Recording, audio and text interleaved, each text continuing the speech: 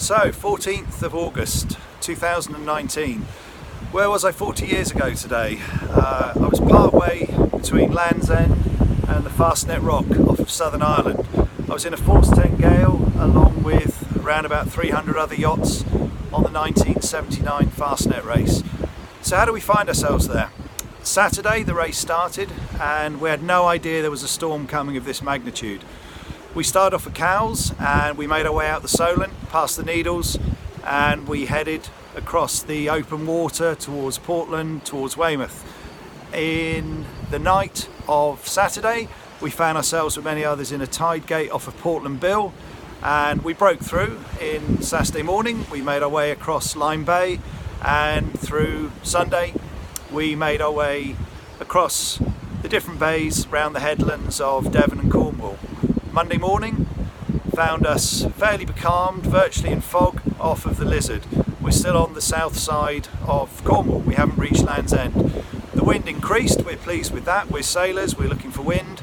We make our way around Land's End, the wind's increasing, be careful what you wish for, and it carried on picking up. And there was no indication at that time that we were going to be hit by what turned out to be a phenomenal storm. 6 o'clock forecast in the evening, we finally realised there's a gale coming, but we knew it, we're in it. There's nowhere else to go, we're halfway across the Fastnet Rock. The coast of Devon and Cornwall is not a coast you would want to be anywhere near, it's a wrecking coast.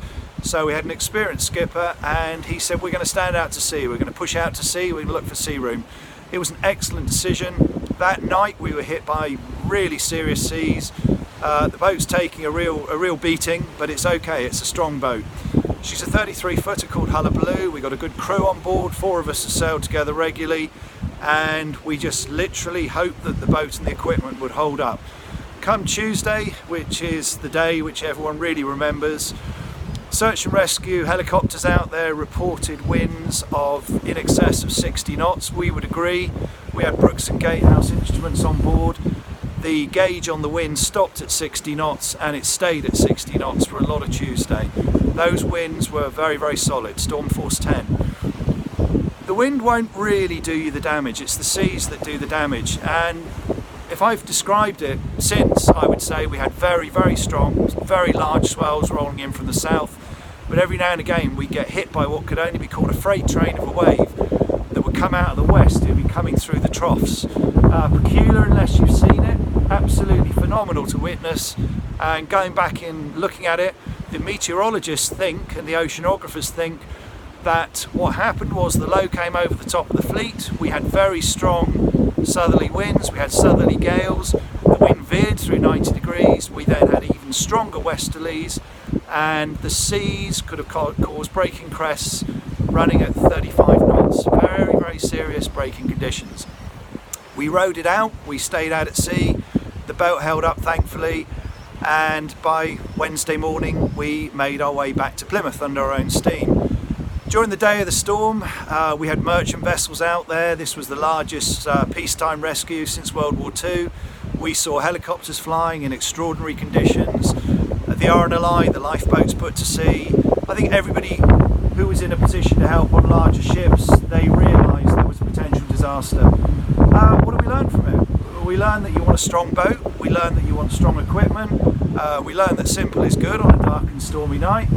And you want your crews just to calmly get on with it, stay connected to the boat. You know, any being washed over the side in those conditions would have been absolutely fatal, as it sadly proved to be. What have we learned? 40 years, we've learned a lot. That probably was the storm that caused life rafts to be constructed better, and the decision when to get into a life raft. Don't get into a life raft unless the boat's sinking. The boats will often survive. You don't need to get into a life raft if your boat is still afloat. Life jacket design changed, harnesses changed, and offshore racing changed forever.